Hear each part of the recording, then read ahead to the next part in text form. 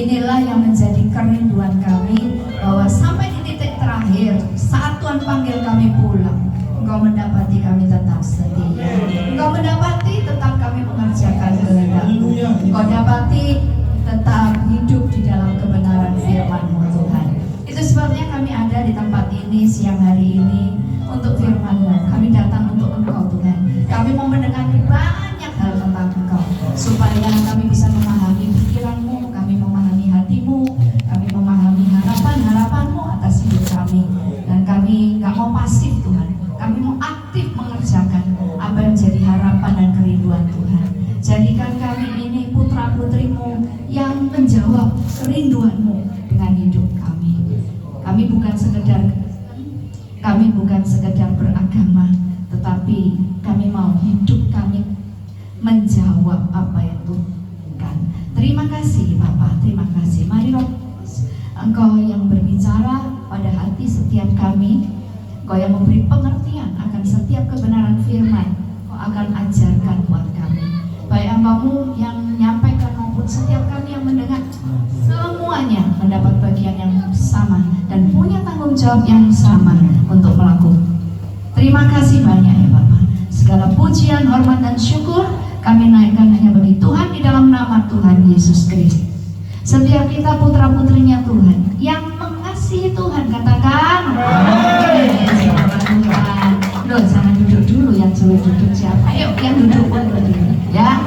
Lihat kanan kiri, depan belakang, ngomong begini, aku senang loh ketemu kamu di sini. Ya, aku senang ketemu kamu di sini loh. Amin.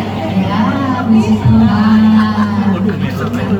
Ya, silakan duduk. Ketika kita datang beribadah, kita datang untuk apa? Masa? Oh ya? Kita datang untuk apa?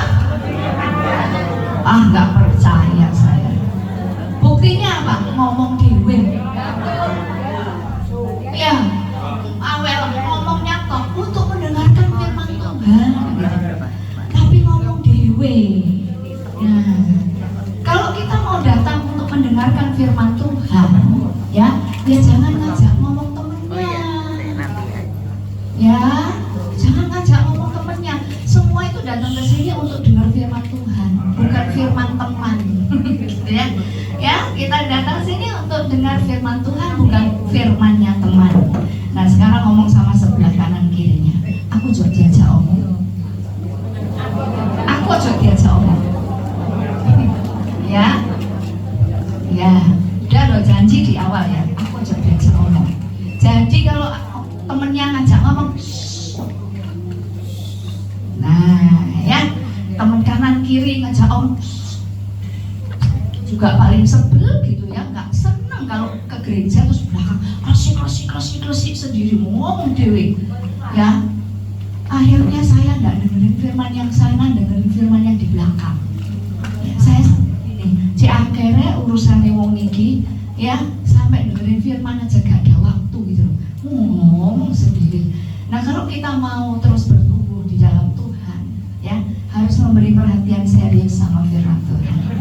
Dan kadang-kadang kita tuh nggak nyadari ya, kalau kita lagi dengerin firman ya, terus kita ngomong sama ngajak ngomong temennya, kita nggak tahu ya kalau kita melakukan kejahatan gitu.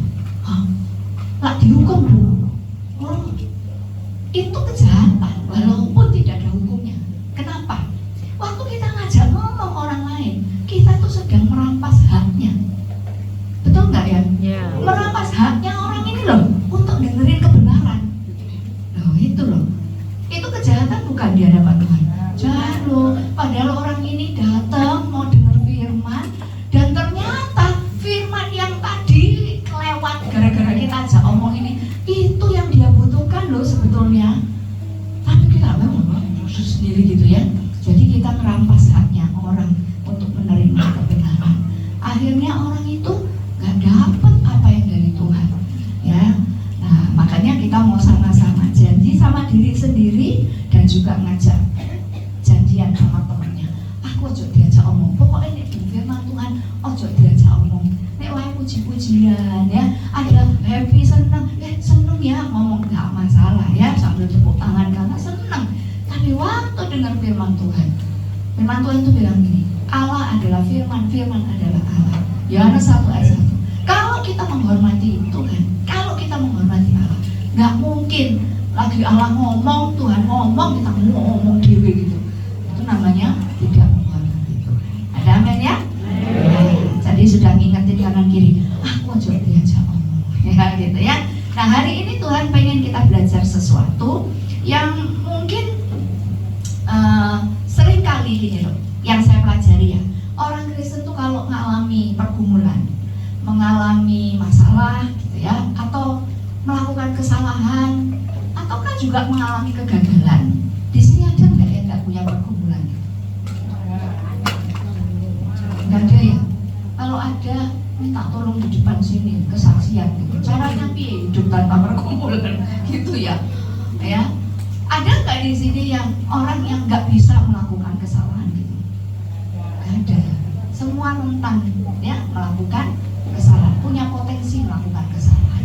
Dan juga ada nggak di sini yang nggak bisa atau tidak pernah mengalami kegagalan? Nggak ada ya? Oh masa iso gagal kok gitu ya? Ya kan kadang-kadang kita masa itu bisa gagal. Oh rasanya kok gak cocok ya gitu ya? Gagal aku masak hari ini. Nah, nggak ada satu manusia pun yang nggak punya pergumulan. Nggak ada satu manusia pun yang tidak bisa melakukan kesalahan. Semua orang punya potensi melakukan kesalahan, dan nggak ada satu orang pun yang nggak bisa mengalami kegagalan. Semua itu pasti mengalami ya sebagai manusia. Tetapi yang saya perhatikan adalah orang Kristen, kebanyakan orang Kristen tidak pernah mempelajari benar-benar tentang pergumulan, kesalahan dan kegagalannya. Orang Kristen paling gampang ngomong gini, mengalami kesalahan, mengalami kegagalan, mengalami pergumulan, melakukan kesalahan, pinternya cuma gini, aku tahu Tuhan pasti buka jalan. Betul? Aku percaya kok Tuhan pasti buka jalan. Jadi yang ditunggu itu solusinya mana, jalan keluarnya mana. Terus yang dipikiri, aku percaya Tuhan buka jalan, Tuhan buka jalan, Tuhan buka jalan. Tapi ketika kita tidak menemukan jalan keluar itu, kita marah sama Tuhan. Nah hari ini kita mau belajar, Tuhan mau kita sama-sama belajar. Ya, untuk apa? Untuk kita bisa melihat, menanggapi, dan menyelesaikan kesalahan kita, kegagalan kita, dan juga pergumulan kita itu dengan cara yang dikehendaki Tuhan. Loh kalau kita ngomong Tuhan punya 1001 macam cara untuk menolong kita, itu ya dan amin. Tapi masalahnya segala sesuatu itu terjadi itu seizin Tuhan. Siapa yang masih percaya bahwa segala sesuatu terjadi seizin Tuhan? Ada amin ya? Kita punya Tuhan itu bukan Tuhan yang gampang kebobolan loh, kayak Joko Gawang terus kebobolan gawangnya, enggak loh. Terutama kita yang sudah umat tebusan Kristus, kita ada di pusat perhatiannya Tuhan. Benar itu. Sehingga nggak ada yang bisa terjadi dalam hidup kita itu kalau Tuhan nggak izinkan. Nggak ada yang bisa terjadi tanpa sepengetahuan Tuhan. Itu yang kita mesti percayai di sini. Sehingga muncul satu pertanyaan, loh kalau Tuhan izinkan, mesti punya maksud dong gitu ya. Kan pasti kalau Tuhan izinkan tuh Tuhan punya tujuan. Kita punya Tuhan yang bukan Tuhan yang iseng.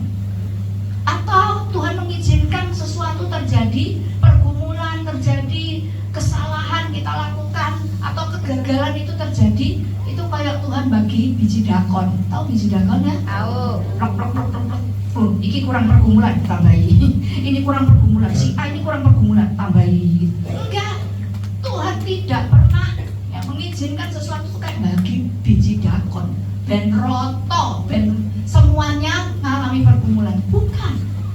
Tapi Tuhan itu punya tujuan, Tuhan punya sasaran dalam hidup kita. Dia punya target. Kalau dia izinkan sesuatu terjadi, dia punya target di sini. Nah, yang perlu kita pelajari adalah apa yang kita mesti lakukan. Bagaimana caranya kita meresponi, menyikapi ya, ketika sesuatu yang gak enak itu terjadi dalam hidup kita. Supaya apa? supaya targetnya Tuhan ini tercapai dalam hidup kita. Loh Bu, kalau nggak tercapai gimana? Contoh ya, kalau tadi ngalamin satu pergumulan, kita cuma bisanya ngomong gitu, saya percaya kok Bu, Tuhan pasti bekerja.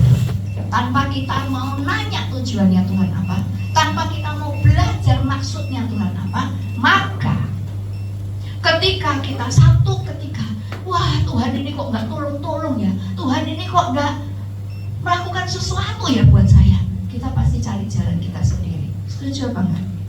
Kita pasti menghalalkan segala cara. Entah ini Tuhan ini kesuwen. Akhirnya kita cari jalan pintas. Ya. Nah, mungkin kita dapat ini jalan keluarnya. Lego misal nih ya. Lego wes utang kebayar. Utangnya kebayar mbak. Apa? Mbak utang meneh. Lah. Ya. Kebayar lego hari ini. Tapi apakah kebiasaan berhutang itu selesai? Loh, enggak. Ya, sehingga masalah itu, pergumulan itu akan terus berulang-ulang terjadi. Saya kalau pelayanan di lapas, saya sering nanya gini, siapa yang nggak pengen ya kembali lagi ke sini? Wah, semua angkat tangan. Ya, yang di lapas itu warga binaan, semua angkat tangan. Tapi waktu saya tanya, siapa yang sudah 2 kali ke sini? Oh, masih angkat tangan. Loh ya apa ini ya? Ya, ada yang 5 kali. Ya Tuhan, lah tadi itu apa? Ya, katanya nggak mau balik sini, dia angkat tangan. Tapi sudah 5 kali keluar masuk. Kambuhan. Kenapa? Karena fokusnya cuma cari jalan keluar. Piye carane iki iso mari selesai. Nek ngenteni Tuhan suwen, bukan ya? Akhirnya penyakitnya enggak hilang, enggak sembuh. Jadi berulang terus. Mau balik ke lapas enggak? Tapi kenapa kok sampai 5 kali? Ya karena penyakit yang sama berulang terus. Kalau anak sekolah itu namanya remedi. Ya, rapote merah belum lulus balik, tidak naik kelas. Nah, hari ini Tuhan mau ngajak kita semua. Saya berusaha menjelaskan sesederhana mungkin supaya kita semua bisa ngeh dan terus yang akan menolong kita untuk memahami 3 hal yang kita mau pelajari siang ini. Yang pertama, kita mau cari tahu, kita mau belajar tentang tujuannya Tuhan mengizinkan segala sesuatu, keadaan-keadaan yang gak enak itu terjadi dalam hidup kita. Itu pertama. Yang kedua, kita akan belajar bagaimana caranya kita menanggapi tujuan dan maksudnya Tuhan. Berarti ada bagian yang kita mesti kerjakan, ya. Dan yang ketiga, ya, kita akan sama-sama nanti berkomitmen untuk apa? Untuk mulai mempelajari, mencari tahu maksud Tuhan. Endingnya, ujungnya ini bakal kemana sih? Kenapa sih hidup ngerasa sama Tuhan diumek terus? Masalah pergumulan gak mari-mari. Nah, kita akan cari tahu, ya. Yang pertama kita coba buka sama-sama. Tujuan Tuhan itu apa? Di dalam Titus pasal yang kedua, ayat yang ke-12. Titus 2 ayat yang ke-12, demikian bunyi firman Tuhan. Nah, ditayangkan berarti kita bisa baca sama-sama. Yuk, 2, 3. Dia mendidik kita supaya kita meninggalkan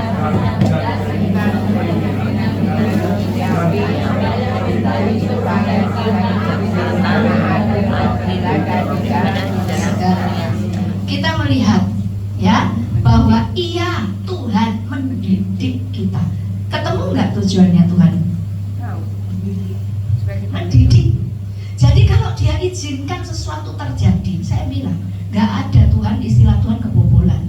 Jadi kalau kita ngalamin berarti diizinkan Tuhan. Kalau itu terjadi dan diizinkan Tuhan ini ya, berarti Tuhan mau punya tujuan. tujuannya apa? Mendidik kita. Siapa di sini yang anak-anaknya Tuhan? Adakah anak yang nggak dididik orang tuanya? Namanya anak itu dididik, bukan diumbar. Amin.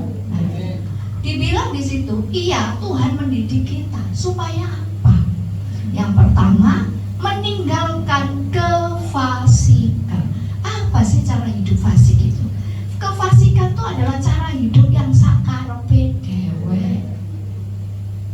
Wes gak mikiri ini bener gak bener, wes gak mikir. Sing penting aku lega, sing penting aku puas, sing penting aku dapat apa yang aku mau. Ya, jadi kehidupan yang di luar hukum-hukum Tuhan itu kefasikan. Kehidupan yang melanggar firman Tuhan itu kefasikan. Coba renungkan sebentar, ya, sambil kita evaluasi diri kita sendiri, periksa diri. Jangan-jangan ya kita ngalamin masalah hari ini tuh kan sakarepe dhewe. Kalau iya manduk-manduk, ya, ojo-ojo ya. Aku ngalamin keadaan yang gak enak kayak gini nih, penderitaan kayak gini nih. Soalnya sebelumnya aku iki sakarepe dhewe. Ya, ngikutin hawa nafsu. Contohnya apa? Emosi. Tahu emosi? Kok gak bisa nahan diri gitu? Ya, akhirnya apa? Ngikutin aja ini emosi kita. Akhirnya dilaporin polisi. Tindakan tidak menyenangkan. Masuk terus protes sama Tuhan. Nah, aku gak salah.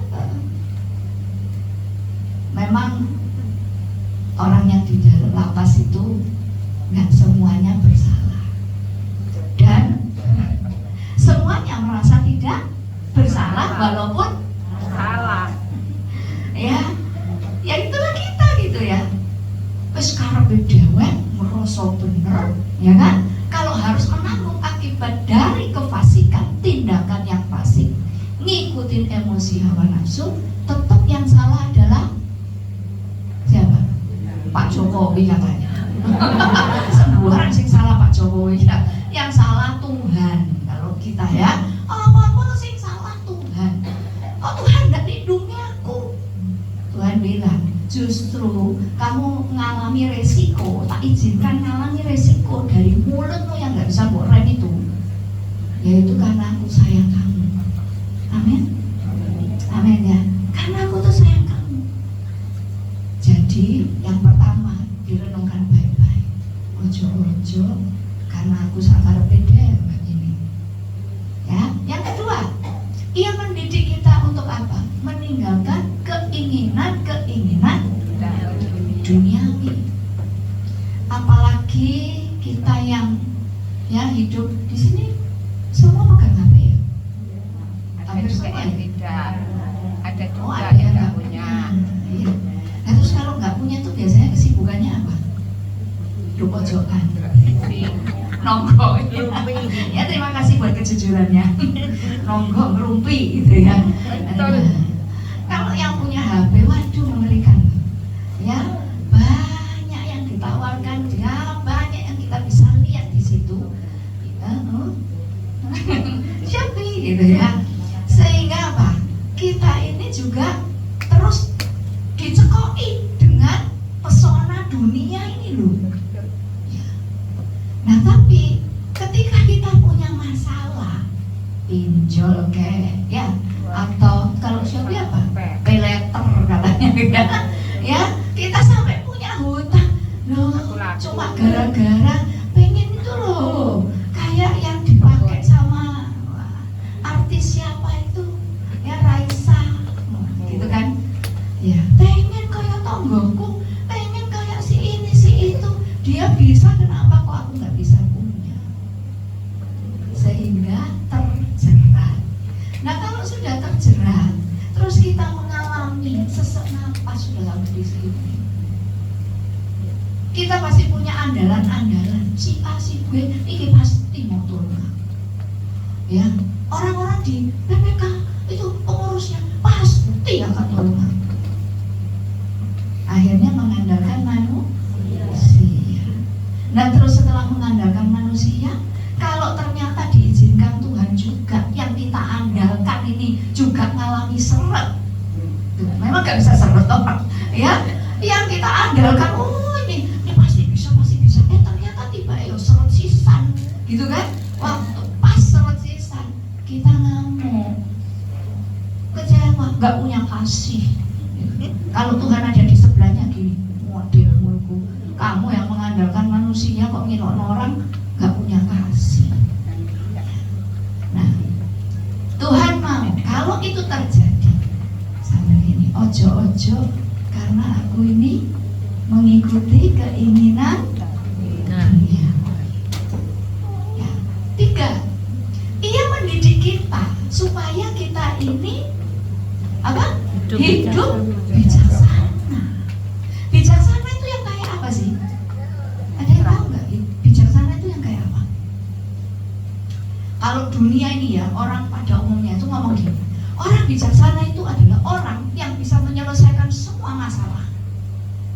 Orang bijaksana itu orang yang bisa bikin tulisan-tulisan di medsos yang bagus-bagus, gitu ya. Kata-kata bijak katanya gitu.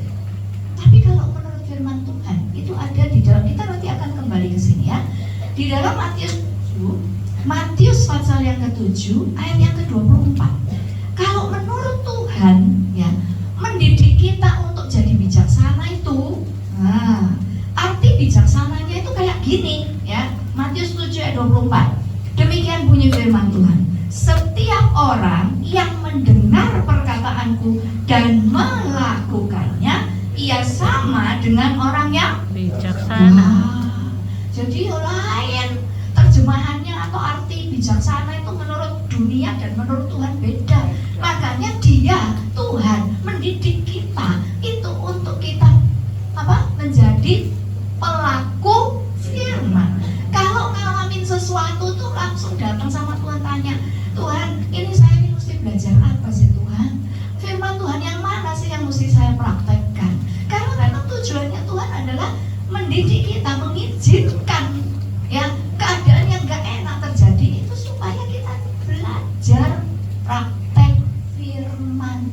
Yang sebelumnya fasik, yang sebelumnya ngikutin keinginan duniawi, dikembalikan oleh Tuhan. Waktu kita ngalamin yang gak enak, kita sadar, oh Tuhan mendidik saya untuk saya cari firman Tuhan, untuk saya hidupi, untuk saya praktekkan ya.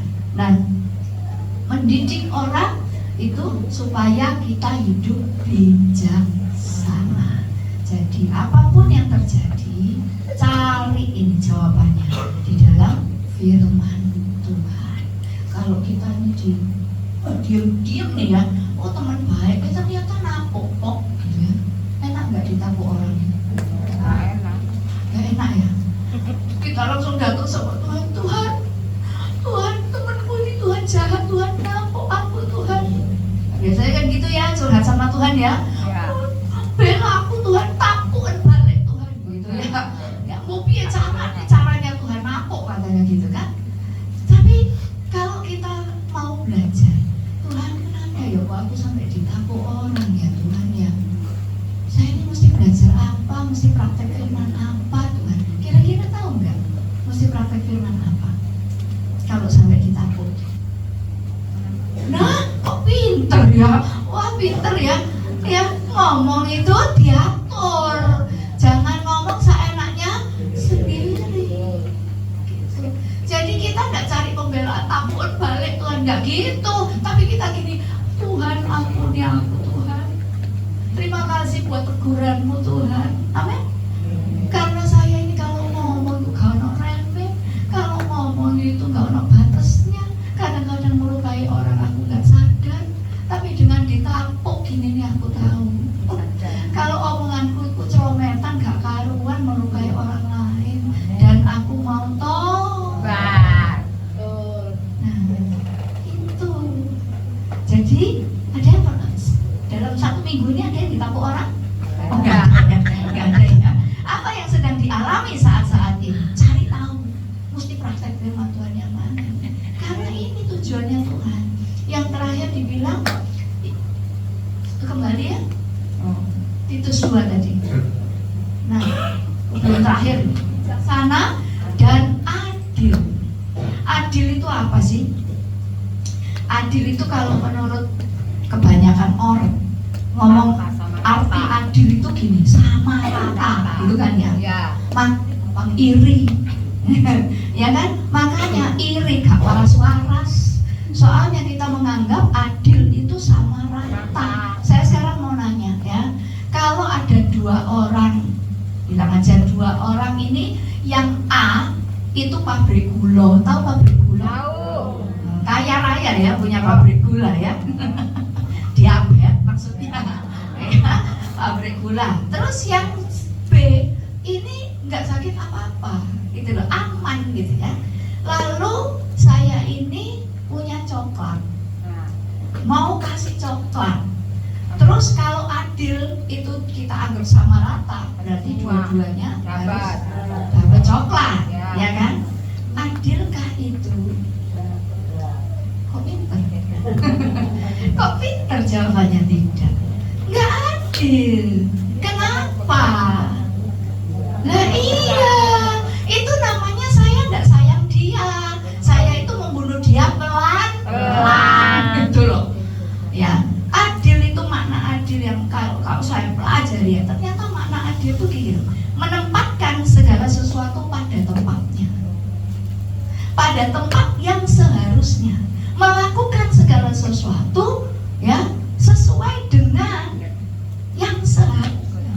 Dan itu cara Tuhan juga loh mendidik kita, betul ya? Makanya Tuhan nggak mau kita iri. Paketannya si A sama paketannya si B memang beda. Gak iso dipodokno. Kalau saya ngomong saya mengasihi A dan B, tapi saya kasih dua-duanya coklat, berarti saya nggak sayang sama si A yang diabetes ini. Nah, saya sayang kepada dua-duanya dengan cara apa? Yang B saya belikan coklat, saya kasih coklat, nggak apa-apa toh, ya kan? Yang A, yo cracker saya, yang nggak ada gulanya, ya kan? Betul ya? Jadi sesuatu yang saya lakukan berbeda, itu bukan berarti saya nggak sayang. Justru ketika saya melakukan yang berbeda, itu cara saya menyatakan sayang saya kepada keduanya. Lah masuk si B nggak sakit diabetes kok suruh tarak sisan gara-gara koncone diabetes, ya nggak adil juga gitu loh. Dipahami nggak ya? Ya. Dan saya pengen ini kita hidupi loh, benar. Maka kita ini akan terbebas dari iri hati.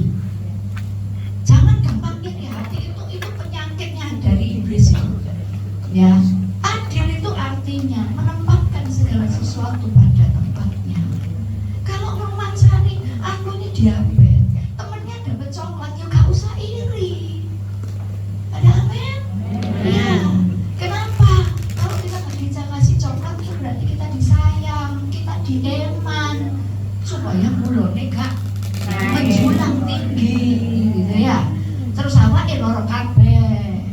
Sobone neng opname rumah sakit terusannya. Nah, ayo belajar ya, Tuhan mau mendidik kita untuk kita jadi orang yang tahu menempatkan segala sesuatu pada tempatnya. Ini juga berbicara tentang prioritas. Mana yang penting, tidak penting, mana yang harus didahulukan, ya, mana yang tidak perlu ya didahulukan. Nah, renungkan sekali lagi. Ojo-ojo aku ngalami masalah gara-gara aku gak ngerti prioritas. Mantu-mantu iya sile genjing prioritas ku gak karu-karuan. Sing gak penting-penting ku tak urusi, sing penting gak tak urusi ya. Jadi nembulan aku iki wis uripku tambah ruwet gara-gara apa? Yang penting gak diurusi, saya gak penting urusannya tonggo diurusi, urusannya dia gak diurusi ya. Beres-beres rumah gak dilakoni, terus apa? Ngerumpi ya kan? Ngerumpi. Terus apa lagi? Main HP, gosip, rasa. Orang kalau suka bicarakan orang ya, sebetulnya dia tidak sedang membicarakan kejelekan orang yang dibicarakan, tapi dia sedang menunjukkan kejelekannya sendiri. Tuh, betul. Suka merasani orang gitu ya. Itu berarti nunjukin kayak kita tuh ngomong gini. Aku ini kayak gini. Elek yo. Aku itu selalu melihat kejelekan orang lain. Jadi yang diajak rasa-rasa ya coba kekenaan. Yo. Kapan? Kok iso? Tambah wes diuleni, bisa kasih sambel, diulek ya. Ternyata podo ya ternyata podo jahat. Nah, ya lalu yang terakhir dibilang beribadah itu kayak apa? Bukan ini kayak gini nih ibadah liturgis ini ya, ada tata cara ya kan ini nanti selesai ya khotbah 45 menit selesai saya pulang ya toh, yang lainnya pulang nggak? Apa lanjut sesi 2? Kan pulang, ada tata caranya, ada waktunya gitu ya. Tadi doa pembukaan, puji-pujian, kesaksian, persembahan, doa firman ya. Sekarang firman, nanti doa penutup kan gitu kan. Ini ada tata caranya, namanya ibadah liturgis. Tapi yang ibadah yang dimaui Tuhan itu adalah bagaimana kita menghormati Tuhan dalam hidup kita sehari-hari. Itu ibadah. Ya, itu ibadah. Segala sesuatu yang kita kerjakan, kita harus kerjakan untuk Tuhan. Itu ibadah. Dan orang yang menghormati Tuhan itu pasti beribadah, betul? Ya. Kalau orang yang nggak menghormati Tuhan, orang yang nggak mengakui Tuhan, nggak mungkin dia mau ibadah. Makanya arti dari ibadah di sini adalah bagaimana kita menghormati Tuhan dengan hidup kita, menggunakan seluruh anggota tubuh kita itu hati-hati supaya Tuhan tidak dilukai. Kita kerjakan segala sesuatu menggunakan mulai dari mata, telinga, mulut, tangan, kaki, pikiran kita, semuanya itu ya dengan hati-hati supaya Tuhan disenangi. Amin. Ya, ini tujuan Tuhan. Sekali lagi direnungkan. Iya mungkin ya, aku ini ngalami masalah karena selama ini aku hidup memperlakukan Tuhan seenaknya. Aku tidak menghormati Tuhan. Ya, aku tetap hidup dalam dosa, simpen dosa, menikmati dosa, seolah-olah aku anggap Tuhan itu tidak ada. Nah makanya kita mengalami sesuatu supaya kita belajar. Bagian yang kita mesti lakukan apa kalau kita sudah tahu tujuan ini? 2 Tawarik 7 ayat 14. Yuk, 2 Tawarik 7 ayat 14. Dikatakan begini, ada beberapa hal, coba ya. 2 Tawarik 7 ayat 14, demikian bunyi firman Tuhan. Dan umatku, kita semua ini ya, yang atasnya namaku disebut, kita semua disebut Kristen, anak-anak Allah gitu ya, merendahkan diri. Terus 2, berdoa. Terus 3, mencari wajahku, terus Tuhan, berbalik dari jalan-jalannya yang jahat, maka aku akan mendengar aku akan mendengar dari surga. Terus 2, mengampuni dosa mereka dan memulihkan. Amin. Jadi ya, ini ada 2 bagian, bagiannya kita, bagiannya Tuhan. Kalau kita tadi sudah tahu tujuannya Tuhan, nah kita responi, kita melakukan bagian kita. Tadi dibilang yang pertama, merendahkan diri. Jangan membela diri, jangan membenarkan diri, ojo krosok benar. Kalau merendahkan diri itu benar-benar kita itu siap dikoreksi sama Tuhan. Kita itu siap untuk ditunjukkan salahmu ini gini lho nduk gitu ya. Salahmu ini gini lho nak gitu. Itu merendahkan diri. Gak membela diri kayak tadi Tuhan takut balik enggak. Tapi benar-benar Tuhan koreksi saya, tunjukkan salahnya saya. Yang pertama,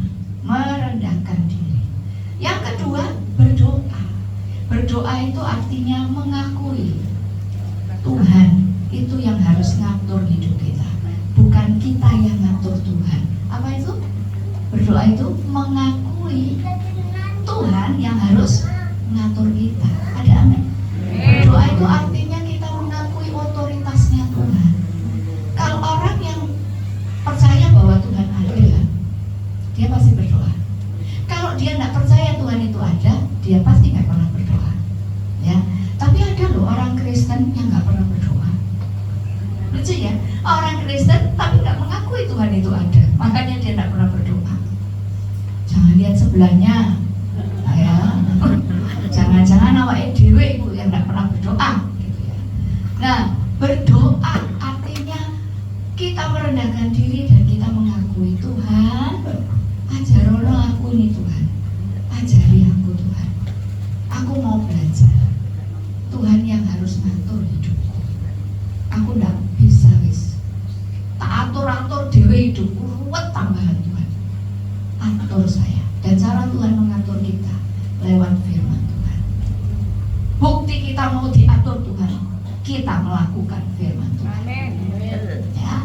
Yang ketiga dibilang apa itu? Mencari wajahku. Mencari wajahku tuh beda dengan mencari tanganku. Nah, Tuhan tidak nyuruh kita cari tangan Tuhan. Karya-karya Tuhan mujizat ya. Kalau tadi yang di awal saya bilang orang Kristen kalau alami masalah pergumulan, aku percaya kok Tuhan pasti tolong saya. Oh pasti dia tolong. Tapi kalau kita cuma nunggu jalan keluar, solusi, Tuhan tolong saya saja, maka kita cuma cari tangannya Tuhan. Tuhan bisa lakukan apa buat saya? Tuhan bisa kasih apa buat saya? Kita cari tangannya Tuhan. Tapi Tuhan bilang, Dia mendidik kita supaya kita belajar mencari wajahnya. Artinya mencari kehendaknya. Ya, kalau misalkan kita itu ngomong, Tuhan, boleh nggak Tuhan yo dijak konco dugem? Tahu dugem? Tahu ya? Dijak teman dugem. Ini kumpul-kumpul Tuhan, kan cari seneng Tuhan. Kira-kira tahu nggak jawaban Tuhan apa? Tahu ya? Apa? Tidak, gitu. Tidak, gitu kan ya. Terus kita nanya terus. Mau boleh kok ini reuni loh Tuhan, reuni katanya. Reuni loh ini seneng-seneng, hidupku susah terus Tuhan, masuk seneng-seneng sekali nggak boleh Tuhan. Gitu. Terus kalau Tuhan jawabnya gini, sakarmu.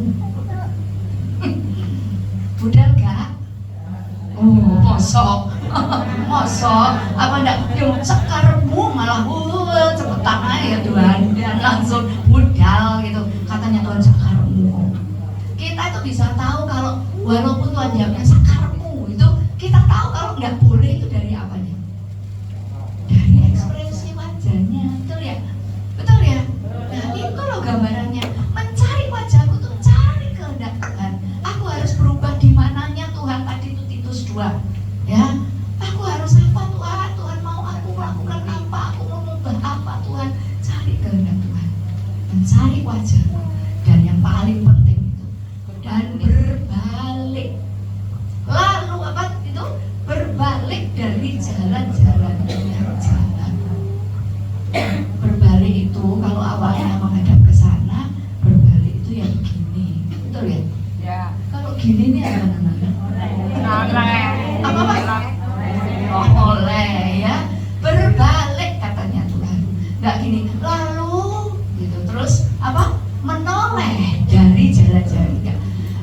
Berbalik, benar-benar ini ditinggalkan. Artinya kalau kita udah tahu oh itu jahat di mata Tuhan, oh ternyata aku sudah melakukan kesalahan di hadapan Tuhan, ya sudah berhenti, tidak dilakukan lagi. Mandek, yes. Berhenti ya. Nah itu bagian kita. Lalu Tuhan tidak diem aja tuh, Tuhan melakukan bagiannya. Maka gitu ya, kalau kita sudah melakukan itu, Tuhan tidak diam aja, Dia lakukan bagiannya. Yang pertama yang Dia akan lakukan apa? Dia mendengar, memberi perhatian kepada pertobatan kita. Tuhan memberi perhatian kepada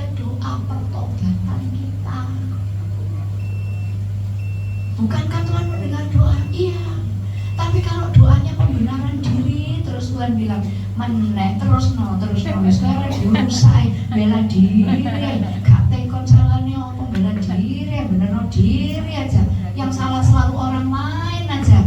Tuhan bilang gak usah dirungokno kan dirusak doa ngene tok isine wis gak tobat ini. Tapi ketika kita terus Tuhan aku salah Tuhan, hah? Iya dah gitu ya Tuhan ya, langsung kaget, bener ya, oh sorga tumpengan gara-gara satu anaknya bisa ngaku dia salah. Loh kenapa kok gitu? Ya biasanya gak tahu kalau saya salah ya, sehingga begitu Tuhan aku tobat, Tuhan aku salah, wah tobat tenang nih akhirnya dia mendengar, dia memperhatikan pertobatan. Terus nggak ujuk-ujuk dipulihkan, nggak, apa itu? Ampuni. Mengampuni dulu, makanya putus jangan membenarkan diri, minta ampun dulu, nyatakan ngomong sama Tuhan salahnya apa. Karena hanya dosa yang diakui yang diampuni. Barang siapa mengaku dosa, ya akan diampuni. Kalau nggak mengakui, betul tidak diampuni. Ya, ngaku ngomong. Baru Tuhan mengampuni. Setelah diampuni, Tuhan tidak pernah mengingkari janjinya. Tuhan pasti apa? Menunjukkan. Jadi orang ujuk-ujuk kita ini putra putrinya Tuhan yang selalu dibawa didikan, nggak pernah dilepaskan. Jadi nggak ada istilahnya gini. Kalau masalah, aku percaya kok Tuhan pasti tolong. Aku percaya Tuhan pulihkan. Tuhan akan berperang ganti aku dan aku diem aja. Tuhan enak aja diem aja. Tobat kok ya enak aja diem aja. Lakukan bagianmu tetap diem aja. Karena dewek gitu ya. Nah jadi hari ini kita memahami ayat yang terakhir dalam Ibrani 20. Tujuan dari semuanya itu apa? Kenapa kok kita harus melakukan bagian kita? Ya? Kenapa kita harus belajar tentang tujuan Tuhan? Ibrani pasal yang ke-12. Ibrani pasal yang ke-12 ayat, ya betul, 12 ayat 10. 12 ayat 10. Salah nyebut tadi, kebalik ya kayaknya. Ibrani 12 ayat yang ke-10. Kita baca sama-sama. 2, 3. Sebab mereka mendidik kita dalam waktu yang tepat, sesuai dengan apa yang mereka anggap baik. Tetapi dia untuk apa? Nah ini tujuan akhirnya, supaya kita beroleh bagian dalam penerusannya. Amin. Jadi tidak ada sesuatu terjadi kalau Tuhan tidak izinkan. Dan kalau Tuhan izinkan, punya tujuan. Hafalkan itu Titus 2 ayat 12 ya. Karena tiap hari kita ini pasti menghadapi tantangan, pergumulan, keadaan yang gak enak, supaya kita terus bisa berespon benar. Amin ya. Kemarin ya ada seorang cerita sama saya begini. Saya tuh ngomong bahwa orang itu belajar nggak belajar itu pasti berbeda. Setuju ya sama saya? Ya. Nah, kita hari ini sudah belajar firman, ya kan? Kita itu benar-benar belajar apa enggak? Itu kelihatan kok. Nggak bisa ditutupi, ya nggak bisa dibejuk, nggak bisa dipoles-poles pencitraan, nggak bisa. Kelihatan. Karena kalau orang itu sudah belajar dan mau menanggapi Tuhan, itu buktinya adalah berubah. Nggak ada lain. Buktinya adalah Berubah. Nah orang belajar nggak belajar tuh beda.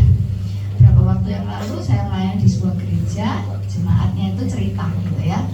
Lo benar itu Bu, ya orang belajar nggak belajar tuh beda.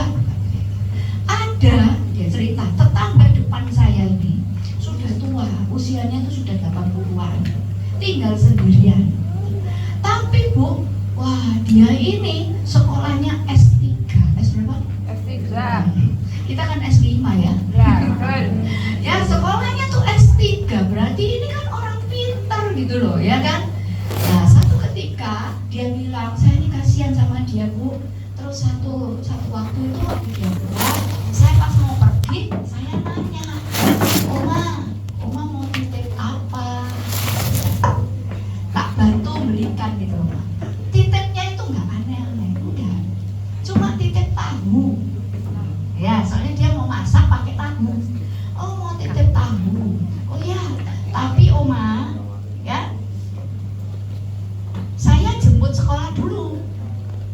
beli tahu. Nggak jelas toh? Ya, berarti kan nggak bisa secepat kilat gitu ya, tahu itu sampai ke rumah.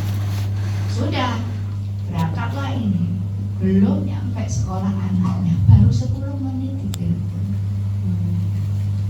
Tahunya sudah dapat nih. Belum Oma, ini jemput sekolah dulu, gitu kan? Oh ya udah, ngomongnya halus, ya udah. Nanti 10 menit lagi ditelepon lagi. Tahunya wis dapat. Belum Oma, jemput sekolah dulu. Oh ya wes. Tiap 10 menit ditelepon terus. Tetep tahu koyok teroris. Neror ya. Lama loh, kalau sekali 2 kali ditanya itu ya nggak apa-apa dia jawab ya. Nah neror 10 menit ditanyain itu gregetno tahu. Ya, tetep tahu memang gak angel tetepannya. Tapi neror itu ya 10 menit ditelepon sampai akhirnya ya, yang awalnya berbelas kasihan nanya mau nitip itu sampai kalau bahasa anak zaman now ilfil, hilang feeling. Dari sembois ya, pulang diantar ya terima kasih ya berapa, nggak usah diganti tahunya ini. Nah sekali ditanyain titip apa, ternyata setiap dia mau keluar Oma selalu titip dan Oma selalu neror. Yang ibu ini yang cerita bener ya, walaupun S3 itu belum belajar ya berarti. Saya bilang gitu, belum belajar. Soalnya apa? Loh, penguasaan diri. Untuk nggak nelpon per 10 menit itu aja dia nggak bisa. Jadi saya sambil ketawa, saya bilang ya itu pelayananmu. Ya Bu, tapi sebegitunya katanya gitu kan. Terus saya tanya, kamu nggak pengen pindah rumah? Kamu nggak pengen pindah rumah? Loh, enggak Bu, ini satu daerah tuh sak kampung ya, kalau keluar itu melihat si Oma di depan apa enggak? Loh, bukan masalah pinnya gitu loh. Aduh neror itu loh ya. Dia mau Oma enggak usah telepon lagi. Ini oh iya nelpon itu kalau nggak diangkat juga berhenti namanya. Jadi aduh ngeselin ya. Nah, sampai semua itu tetangga lihat dulu. Akhirnya ya kan saya tanya nih, nggak pengen pindah rumah? Dia bilang gini, kita semua Bu, tetangga lagi mikirin caranya gimana mindah Oma itu. Karena yang menjadi ancaman cuma satu, yang terancam ini sak kampung enggak ya. Nah kayak begitu ya, S3 loh. Kalau nggak benar-benar belajar itu nggak ada penguasaan diri aja nggak bisa ya. Sampai sini yang suka neror temannya, wis tah hanya ya kakek gitu ya. Terus kalau lagi itu ngatur lagi, gak iso kok mulai nih, aku itu ngerono loh, titipanmu aku ngono gitu kan ya. Terus kita dengan enaknya yo nganano sik, wah pede ya. Nganano sik kan itu kok mau musik. Siapa yang suka gini? Berto ya. Terus penguasaan diri nggak ada, suka tetek, memanfaatkan orang, wah kedosanya ya. Gak sabaran ya.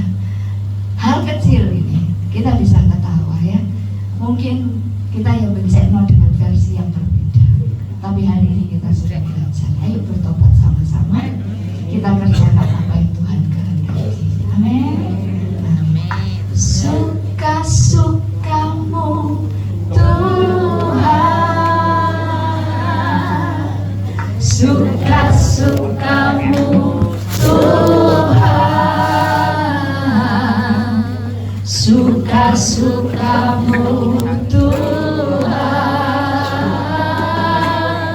suka-sukamu Tuhan. Sekali lagi dengan perlahan.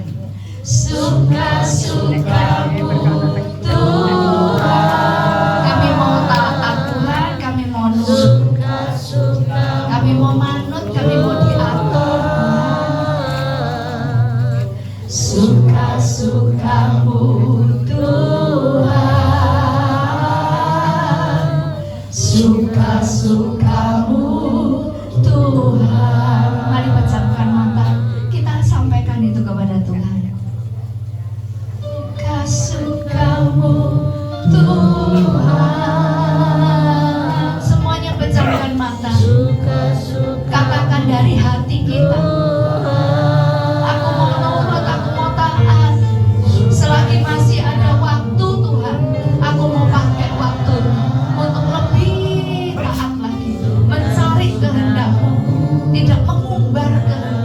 sendiri. Suka-sukamu, suka-sukamu Tuhan. Yes, amin. Suka-sukamu Tuhan, suka-sukamu Tuhan, suka-sukamu Tuhan, suka-sukamu, suka-sukamu. Mari saat ini Tuhan periksa hidup kami masing-masing. Kami mau belajar untuk memahami apa yang Tuhan sedang izinkan terjadi dalam hidup kami ini, bukan untuk membiarkan kami mati konyol dan hancur, tapi Engkau sedang mendidik kami, sedang berada di tangan-Mu Tuhan. Suka-sukamu, suka-sukamu Tuhan, suka-sukamu Tuhan, suka-sukamu Tuhan, suka-sukamu Tuhan. Biar musik mengalir dengan pelan. Ketika kita boleh menjamkan mata, cari wajah Tuhan, wajah yang Engkau pernah kenal, Yesus yang mengasihi Engkau. Izinkan Dia menilai hati kita, pikiran kita, hidup kita, dan ngomong sama Tuhan. Lewat masalah yang aku alami saat ini, lewat pergumulan yang aku hadapi saat ini, aku mau belajar mencari kehendak-Mu Tuhan. Aku mau berubah. Tunjukkan Tuhan apa yang aku harus ubah, apa yang aku harus hentikan. Ampuni aku Tuhan. Jangan-jangan masalahku ini karena aku hidup sama aku sendiri. Jangan-jangan masalah ini muncul karena aku tidak menghormati Engkau Tuhan, karena aku tidak mau diatur sama Tuhan. Jangan-jangan masalah ini ada karena aku tidak jaga hidup kudus. Aku lebih mengikuti keinginan duniawi, sehingga aku harus menanggung akibat dari cara hidup yang tidak sesuai dengan prinsip firman. Tapi aku mau berubah. Aku mau dibentuk Tuhan. Aku mau dibentuk. Aku mau jadi putra putri Tuhan yang ngerti akan kehendak-Mu, yang berubah sesuai dengan kehendak-Mu. Mari yang memahami apa yang Tuhan sedang sampaikan siang ini, letakkan tangan di dada bersama saya. Tuhan tidak sedang tinggalkan kita ketika kita mengalami pergumulan, tapi justru Tuhan sudah meletakkan kita di pusat perhatian. Dia ingin bentuk kita, Dia ingin untuk supaya kita mendapat bagian dalam kekudusannya. Sebab hanya dengan itulah kita bisa mendapat tempat dalam kekekalan bersama dengan Tuhan. Bapak, Engkau melihat setiap tangan yang diletakkan di dada. Ini kami yang mau berubah Tuhan. Ini kami yang mau melakukan bagian kami, bertobat, berbalik, untuk kami boleh mengalami pemulihan yang datangnya dari Tuhan. Petrus dan Yudas sudah melakukan kesalahan yang besar kepada Tuhan. Petrus menyangkal Tuhan 3 kali. Yudas menjual Tuhan Yesus demi 30 keping perak. Tetapi akhir dari hidup mereka berbeda. Yudas hanya menyesal tapi tidak bertobat. Yudas menyesal dan mencari jalan keluarnya sendiri, sehingga Yudas Yudas mengambil langkah untuk bunuh diri, dan namanya tidak pernah disebut lagi sejak itu. Tetapi berbeda dengan Petrus. Petrus menyangkal Yesus 3 kali, tapi Petrus tahu salahnya apa. Petrus mau berbalik, Petrus mau bertobat, Petrus mau memperbaiki kesalahannya. Akhir hidup berbeda. Tuhan pakai Petrus secara luar biasa, karena pertobatan Tuhan lihat secara nyata. Setiap pertobatan membawa kepada pemulihan, dan pemulihan itu yang akan membawa kita bisa dipakai Tuhan sampai akhir hidup kita.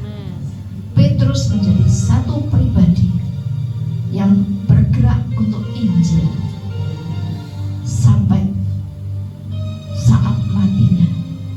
Dia dikenal sebagai rasul yang radikal. Yang kemarin biarlah berlalu. Hari ini kita sudah belajar. Apa keputusanmu? Jangan menyelesaikan dengan caramu sendiri sehingga engkau berakhir seperti Yudas. Tetapi datang pada Tuhan, perbaiki, berbalik, berhenti, dan mulai mau diatur oleh firman Tuhan. Maka Tuhan akan memakai hidupmu dan hidupku. Bapa, Kau melihat Tuhan setiap tangan yang diletakkan di dada. Kami mau Tuhan untuk memahami Engkau lebih lagi. Dan kalau saat ini putra-putrimu sedang menghadapi pergumulan, permasalahan Tuhan, biarlah roh hikmat yang dari Roh Kudus itu mengajar kami semua, sehingga kami tahu apa yang kami harus lakukan, bagian yang kami mesti kerjakan. Dan kami 1000% percaya saat kami melakukan bagian kami, Tuhan tidak berdiam diri. Tuhan mendengar, memperhatikan, Tuhan mengampuni, dan Tuhan memulihkan. Terima kasih Tuhan, terima kasih. Segala puji, hormat, syukur kami naikkan hanya bagi Engkau Tuhan, di dalam nama Tuhan Yesus Kristus. Kita semua yang sudah dimerdekakan oleh firman katakan amin.